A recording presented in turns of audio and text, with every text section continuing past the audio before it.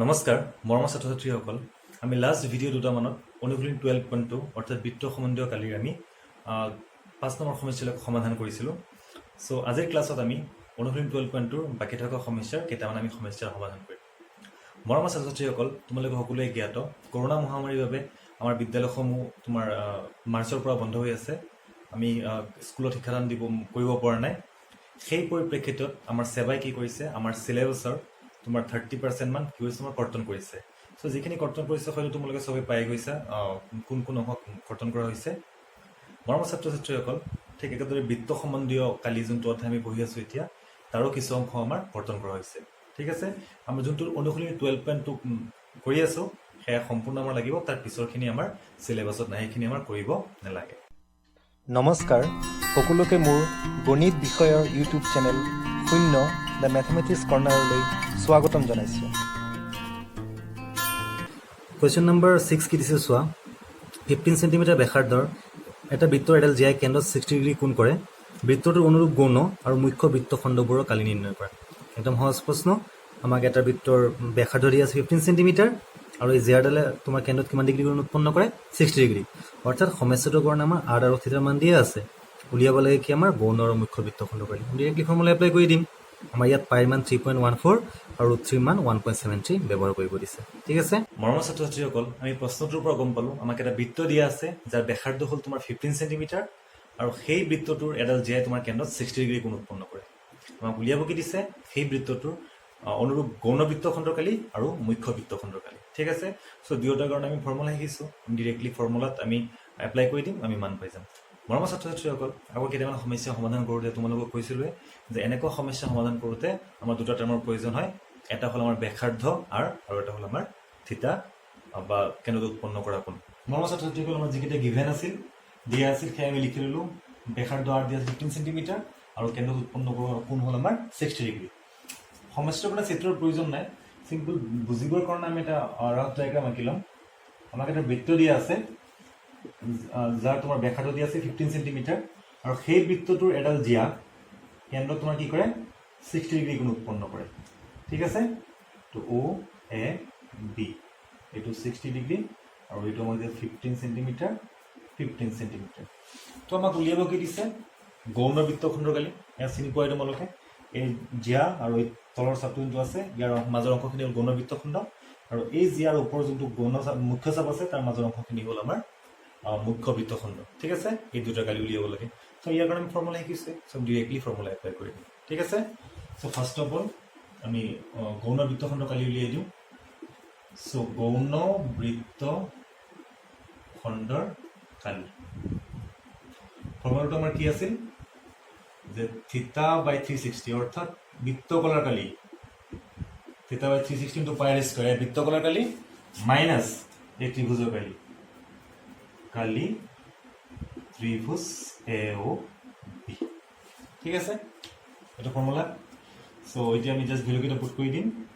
থিতাৰ value আছে আমাৰ 60 divided বাই 360 into পাইৰ মান আমাক 3.14 ল'ব দিছে আৰু মান 15 ইনটু 15 মাইনাছ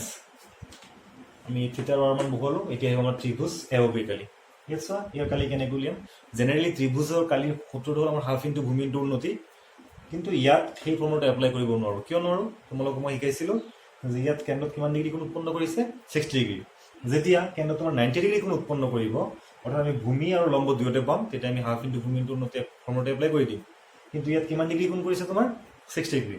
লাষ্ট ক্লাছত 5 নম্বৰ প্ৰশ্নটো সমাধান কৰোঁতে আমি এনেকুৱা ত্ৰিভুজ পাইছিলোঁ। যদি তোমালোকে ভিডিঅ'টো চোৱা নাই লিংকত ডেছক্ৰিপশ্যন লিংক দিয়া আছে, তাত তোমালোকে চাই ল'বা। তো 60 থাকিলে কি হয় আমাৰ এই ত্ৰিভুজটো আমাৰ সমবাহু ত্ৰিভুজ হয় আৰু সমবাহু ত্ৰিভুজৰ কাৰণে এটা সুকীয়া ফৰ্মুলা আছে কালি উলিয়াবৰ কাৰণে, সেই ফৰ্মুলাটো আমি এপ্লাই কৰি দিম। আৰু সেই ফৰ্মুলাটো কি আমাৰ যে সমবাহু ত্ৰিভুজৰ কালি ইজ ইকুৱেল ৰুট 3/4 বাহু স্কয়াৰ। ঠিক আছে, চ' একেটা বস্তু ইয়াত আমি এপ্লাই কৰিম। কি হ'ব আমাৰ ৰুট 3/4 বাহু স্কয়াৰ। বাহু মানে কি আছে আমাৰ y। ঠিক আছে, চ' এয়া হ'ল আমাৰ 60 ডিগ্ৰীৰ কাৰণে ত্ৰিভুজৰ কালি, মানে সমবাহু ত্ৰিভুজ হৈ যায় সমবাহু ত্ৰিভুজৰ কালিৰ ফৰ্মুলাটো ইয়াত এপ্লাই কৰি দিছোঁ। ঠিক আছে, বাকী ইয়াত আমি চিম্পলিফিকেশ্যন কৰিম। চ' এইটো যাব আমাৰ 1 টাইমছ, এইটো যাব 6 টাইমছ। ইয়াত 3ৰে কাটিলে যাব 2 বাৰ, ইয়াত 3ৰে কাটিলে যাব আমাৰ 5 বাৰ। 2 ৰে ইয়াক কাটি দিব পাৰি সো 1 টাইমছ 5 টাইমছ 7 টাইমছ এই গোটেইকেইটা মাল্টিপ্লাই কৰিব লাগিব এতিয়া 1.57 5 আৰু 15 এই গোটেইকেইটা মানে 1.57 5 আৰু 15 মাল্টিপ্লাই কৰিলে পাওঁ আমি 117.75 ঠিক আছে ইয়াত ভ্যালু পুট কৰি দিয়া কিতাপত চাবা √3 ভ্যালু তোমালোকক দিয়া আছে 1.73 divided by 4 o square o এর মান আমাৰ কিমান 15 স্কয়াৰ ঠিক আছে 117.75 মাইনাস সো ইয়াত আমি কাট কৰিব নোৱাৰি গোটেইকেইটা মাল্টিপ্লাই কৰিব লাগিব 1.73 into 15 square 225 so 1.73 or 225 multiply কৰিলে আমি পাওঁ 4 divided by 4 আছে আমাৰ 389.25 divided by 4 পাওঁ ঠিক আছে সো আমি কিমান পাওঁ সো 117.75 minus 4 ৰে ডিভাইড কৰি দিয়া 4 9 যা 36 ইয়াত থাকিব আমাৰ 29 4 7 যা 28 1 4 3 যা 12 4 1 যা আৰু নালাগে সো এটা মাইনাস কৰি দিয়া 5 minus 1 পাওঁ 4 7 minus 3 আমি পাওঁ 4 7 minus 9 পাওঁ 0 11 minus 9 পাওঁ 2 সেন্টিমিটার স্কয়ার অর্থাৎ আমি গৌণ বৃত্তখণ্ডৰ মানে এই অংকটো কালি পালো 20.44 centimetre square just formula apply কৰি আমি ভ্যালুকেটা হৈ সিম্পলিফিকেশন কৰিছো আমি গৌণ বৃত্তখণ্ডৰ কালি পাইলো ঠিক আছে নেক্সট আমাক উলিয়াব দিছে এই মুখ্য বৃত্তখণ্ডৰ কালি দ্যাট মিন্স এই জিয়াডাল আৰু ওপৰৰ যোনটো চাপ আছে তোমাৰ মুখ্য চাপ তাৰ মাজৰ অংশখিনি কালি উলিয়াব দিছে সো ইয়াৰ কাৰণে তোমালোক দুটা ফৰ্মুলা শিকাইছিলো এটা আমাৰ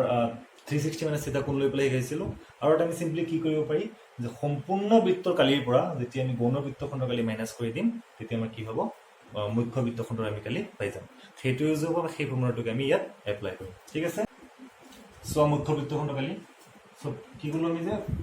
পাই r স্কয়াৰ মানে সম্পূৰ্ণ বৃত্তৰ কালি মাইনাস কি হ'ব আমাৰ গৌণ বৃত্তখণ্ডৰ কালি সো ইয়াৰ মানটো আমি অলৰেডি উলিয়াই থৈছো সো the simplification কৰি দিয়া পাই মান কিমান হ'ব 3.14 তাকে আমাক ল'ব দিছে 3.14 into 15 square minus গৌণ বৃত্তখণ্ডৰ কালি জাস্ট উলিয়ালো আমি কিমান পালো 20.44 সিম্পলিফিকেশন কৰি দিয়া এই গোটেইকেইটা মাল্টিপ্লাই কৰিলে আমি পাওঁ 706.5 minus 20.44 the minus কৰি দিম 10 minus 4 মানে পাওঁ আমি 6 4 minus 4 মানে পাওঁ 0 6 minus 0 মানে পাওঁ আমি 6 10 minus 2 মানে পাওঁ আমি 8 6 686.06 centimetre square just formula apply কৰি পেলাই আমি মুখ্য বৃত্তখণ্ডৰ কালি পাম ঠিক আছে কোৱেশ্চন নম্বৰ 7 চোৱা কি সুধিছে 12 সেন্টিমিটাৰ ব্যাসাৰ্ধৰ এটা বৃত্তৰ এডাল জিয়াই কেন্দ্ৰত 120 ডিগ্ৰী কোণ উৎপন্ন কৰে বৃত্তটোৰ অনুৰূপ বৃত্তখণ্ডটো কালি নিৰ্ণয় কৰা আমাৰ একেই প্ৰশ্ন ইয়াত ব্যাসাৰ্ধ দিয়ে আগৰ সংকটৰ সৈতে একেই ব্যাসাৰ্ধ দিছে আমাৰ 12 সেন্টিমিটাৰ আৰু কেন্দ্ৰত উৎপন্ন কৰা কোণ অৰ্থাৎ থিটাৰ মান দিয়া আছে কিমান 120 ডিগ্ৰী এই কোণৰ যোগটো অলপ ট্ৰিকি আছে অংকটো এইটোৱে ট্ৰিকি পাৰ্ট সো যিকি নহওক আমাক r আৰু থিটাৰ মান দিয়া আছে উলিয়াব লাগে বৃত্তখণ্ডৰ কালি দ্যাট ইজ গৌণ বৃত্তখণ্ডৰ কালি আমি উলিয়াম ঠিক আছে পাই মান ইয়াত আমাৰ 3.14 আৰু 3 মান 1.73 ব্যৱহাৰ কৰিব দিছে আমাৰ ছাত্ৰ-ছাত্ৰীসকল এই সমস্যাটোৰ কাৰণে আমি গিভেন কন্ডিশন কেনে লিখিলো আমাক ব্যাসাৰ্ধ দিয়া আছে আমাৰ 12 সেন্টিমিটাৰ আৰু থিটা অৰ্থাৎ কেন্দ্ৰত উৎপন্ন কৰা কোণ আমাৰ দিয়া আছে 120 ডিগ্ৰী জিয়াডাল সো এটো যদি আমাৰ কেন্দ্ৰ হয় সো এনেকুৱা অংক আমি কৰিছো এটা আমাৰ জিয়া আৰু কেন্দ্ৰত কিমান ডিগ্ৰী কোণ উৎপন্ন কৰে 120 ডিগ্ৰী কোণ উৎপন্ন কৰে ঠিক আছে উলিয়াব দিছে অনুৰূপ বৃত্তখণ্ডৰ কালি তাৰ মানে অনুৰূপ আমি কি উলিয়াম গৌণ বৃত্তখণ্ডৰ কালি সো এই কাৰণে ফৰ্মুলা আমি জানো ফৰ্মুলাটো কি আমাৰ যে অনুৰূপ বৃত্তকলাৰ কালি মাইনাস ত্ৰিভুজ OAB কালি সো বৃত্তকলাৰ কালিৰ কাৰণে আমি ফৰ্মুলা জানো য'ত আমাৰ থিটা আৰু r ৰ প্ৰয়োজন হয় দুয়োটা দিয়া আছে মাইনাস আমাৰ কি কৰিব লাগে এই ত্ৰিভুজৰ কালি OAB কালি দিয়া সো আমি OAB কালিটো কি হ'ব মৰমৰ ছাত্ৰ-ছাত্ৰীসকল আগৰ যিকেইটা সমস্যা আমি কৰিছিলো এই এনেকুৱা এই অনুশীলনীৰ তোমাৰ কেন্দ্ৰত উৎপন্ন কৰা কোণ 90 ডিগ্ৰী পাইছিলো আৰু কি পাইছিলো 60 ডিগ্ৰী তাৰ কাৰণে আমাৰ হুকিয়া ফৰ্মুলা আছে কিন্তু ইয়াত আমাৰ উৎপন্ন কৰা কোণ দিছে কিমান ডিগ্ৰী আমাৰ 120 ডিগ্ৰী সো কেন্দ্ৰত যেতিয়া 120 ডিগ্ৰী কোণ উৎপন্ন কৰিব বা এটা ত্ৰিভুজৰ এনেকুৱা কোণ যদি তোমাৰ 120 ডিগ্ৰী দিয়া থাকে তেতিয়া কিন্তু আমাৰ কোনো নিৰ্দিষ্ট ফৰ্মুলা নাই যে এপ্লাই কৰি পেলাই আমি ত্ৰিভুজৰ কালি উলিয়াব পাৰোঁ কিন্তু এই সমস্যাটো সমাধান কৰিবৰ কাৰণে তো এই ত্ৰিভুজৰ কালি আমাৰ উলিয়াবই লাগিব ঠিক আছে সো আমি এই ত্ৰিভুজৰ কালি আমি কেনেকৈ উলিয়াম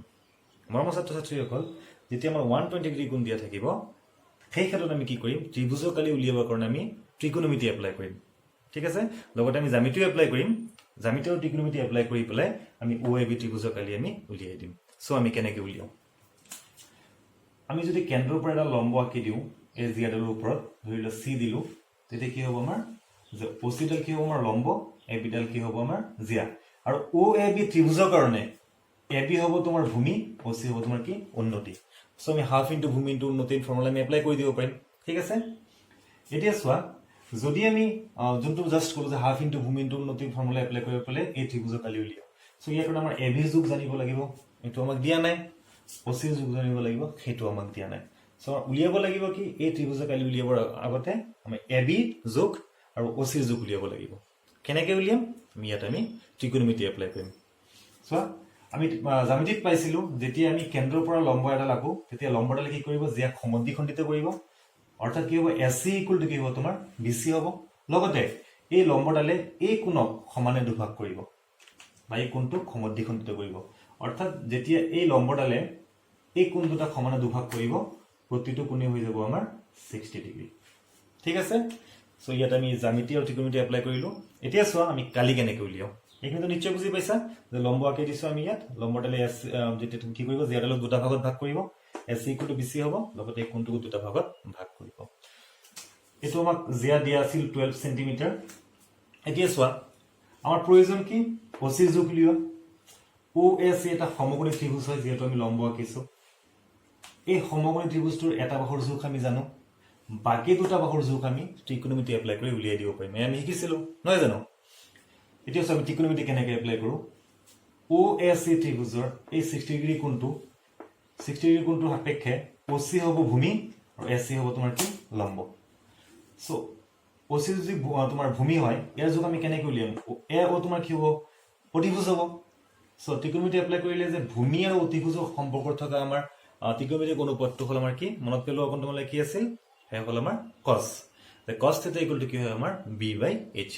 so cos 60 degree equal to আমি লিখিব পাৰো OC by AO তেতিয়া আমি OC মানটো পাই যাম ঠিক একেদৰে আৰু এটা ত্ৰিকোণমিতিক অনুপাত এপ্লাই কৰি পেলাই আমি AC মানো পাই যাম আমি এটা এটা উলিয়াও যে সমকোণী ত্ৰিভুজ চিত্ৰ চাবা AO সৰি আমি লম্বৰ কথাটো লিখিলো যে OC লম্ব AB অকা হল সো সমকোণী ত্ৰিভুজ AOC আমি ত্ৰিকোণমিতি এপ্লাই কৰি কি পাওঁ cos 60 degree is equal to b/h ভূমি আছে ইয়াত OC এ আছে আমাৰ AO এতিয়া cos 60 ডিগ্ৰীৰ মান কিমান তোমালোকে শিকিছে টেবুলটো মনত আছে নে cos 60 ডিগ্ৰীৰ মান হ'ল আমাৰ 1/2 OC মান আমি নাজানো এৰ মান দি আছে আমাৰ 12 so বজ্ৰগুণ কৰিলে পাওঁ 2 into OC equal to 12 so OC equal to যাব আমাৰ 6 সেন্টিমিটাৰ এতিয়া আমি আকৌ ত্ৰিকোণমিতি এপ্লাই কৰি পেলাই AC উলিয়াই দিম so AC মানে লম্ব এ হ'ল অতিভুজ so ইয়াৰ কাৰণে আমি কি এপ্লাই কৰিব লাগিব লম্ব আৰু অতিভুজ p আৰু h ৰ কাৰণে sin অনুপাত ঠিক আছে so আকৌ sin 60 equal to হ'ব p/h p মানে হ'ব আমাৰ AC 60 ডিগ্ৰী কোণ সাপেক্ষে আমাৰ AC হ'ল লম্ব আৰু অতিভুজ হ'ল আমাৰ AO sin 60 ডিগ্ৰী মান আমি কিমান জানো sin 60 ডিগ্ৰী হ'ল √3/2 AC মান আমি নাজানো A ৰ মান দি আছে আমাৰ 12 কিতাপৰ চাবা তোমালোকে √3 মান দি আছে 1.73 divided by 2 SC/12 ঠিক আছে আমি সিম্পলিফিকেশন কৰি দিম সো ইয়াতে কৰি আছো সো আমি কি পাওঁ ইয়াৰ পৰা 2AC হ'ব বজ্ৰগুণ কৰিলে is equal to 1.73 into কিমান 12 so AC equal to হ'ব 1.73 into 12 divided by 2 2 ৰে 12 কাট কৰি দিয়া আমি পাওঁ 6 so 6 ৰে মাল্টিপ্লাই কৰিলে 6 3 is 18 42 আৰু 143 4 6 on 6 আৰু 4 কিমান হয় 10 সেন্টিমিটাৰ আমি কি পালো ইয়াত AC মান পাই গলো আমি 10.38 সেন্টিমিটাৰ আৰু ইয়াৰ আগত আমি কি পাইছিলো OC মান যোনটো আমি লম্ব হিচাপে ইউজ কৰিম ইয়াৰ মান পাইছিলো আমি কিমান 6 ঠিক আছে কিন্তু SC আমাৰ ভূমি নহয় এই ত্ৰিভুজটোৰ কাৰণে ভূমি হ'ল আমাৰ AB আৰু AB তোমাৰ কি হ'ব AC দুগুণ গতিকে AB ইকুৱেল আমি কি পাই যাম AC দুগুণ কৰিলে পাই যাম ঠিক আছে সো আমি লিখিম যে AB equal to 2 into AC মান কিমান 10.38 That is আমি কিমান পাওঁ 2 8 is 16 2 3 is 6 and 7 0 2 20.76 centimetre so এই ত্ৰিভুজটোৰ ভূমিৰ মান পালো আমি 20.76 আৰু লম্ব পালো কিমান আমি 6 সো সেই ভূমি আৰু তোমাৰ উন্নতি দুটা এপ্লাই কৰি পেলাই ত্ৰিভুজৰ কালি আমি উলিয়াই দিব পাৰো আমি ইয়াত ত্ৰিভুজৰ কালিটো আগত উলিয়াই লওঁ তাৰপিছত ফৰ্মুলা ডাইৰেক্টলি পাতি দিম ঠিক আছে যেহেতু আমি এক্সট্ৰাকে ভূমি আৰু উন্নতি উলিয়াব লগা হৈছে গতিকে আমি এটা কাম কৰোঁ যে ত্ৰিভুজৰ কালিটো আগতীয়াকৈ উলিয়াই লওঁ এটাকে ত্ৰিভুজ A O B Kali formula কেইটা হ'ব হাফ ইনটু ভূমি মানে এ বি আৰু লম্ব বা উন্নতি মানে হ'ল আমাৰ ওচি সো মান বহুৱাই দিয়া এ বি মান পালো 20.76 and OC মান পালো আমি 6 সেন্টিমিটার স্কয়ার সো 2 ৰে কাট কৰিলে হ'ব ইয়াত 3 3 ৰে মাল্টিপ্লাই কৰি দা 3 6 18 1 3 7 21 2 2 6 62.28 সেন্টিমিটার স্কয়ার এই ত্রিভুজটো কালি পালো আমি 62.28 সেন্টিমিটার স্কয়ার এতিয়া আমি যোনটো আমাৰ প্ৰয়োজন বৃত্তখণ্ড কালি তাকে আমি উলিয়াই দিম সো এটাকে বৃত্তখণ্ডৰ কালি equal to আমাৰ কি হয় ফৰ্মুলা জানা theta by 360 into pi r square that is বৃত্তকলৰ কালি মাইনাস কালি তোমাৰ কিমান হ'ব ত্ৰিভুজ এ ও বি সো থিটাৰ ভ্যালু আমাক দিয়া আছে 120 divide by 360 into 3.14 into 12 into 12 আৰু মান মাইনাস ইয়াৰ কালি আমি উলিয়ালো অলৰেডি 62.28 ঠিক আছে এ সিম্পলিফাই কৰি দিয়া 0 0 গল 1 3 12 plus 6 36 হয় সো 3 ৰে ইয়া কাটিলে যাব আমাৰ 4 টাইমছ 3 4 গুণ 12 সো তে মাল্টিপ্লাই আমাৰ কৰিব লাগিব 3.14 4 আৰু 12 এই গোটেই কেইটা মাল্টিপ্লাই কৰিলে আমি পাওঁ 150.72 মাইনাস আমাৰ কি আছে 62.28 সেন্টিমিটাৰ এতিয়া মাইনাস কৰি দিয়া 12 minus 8 মানে হ'ব আমাৰ 4 6 minus 2 মানে হ'ব আমাৰ 4 ইয়াত আমাৰ 10 minus 2 মানে হ'ল আমাৰ 8 ইয়াত হ'ল আমাৰ 14 minus 6 হ'ল আমাৰ 8 88.4 44 সেন্টিমিটাৰ স্কয়াৰ এই হ'ল আমাৰ বৃত্তখণ্ড কালি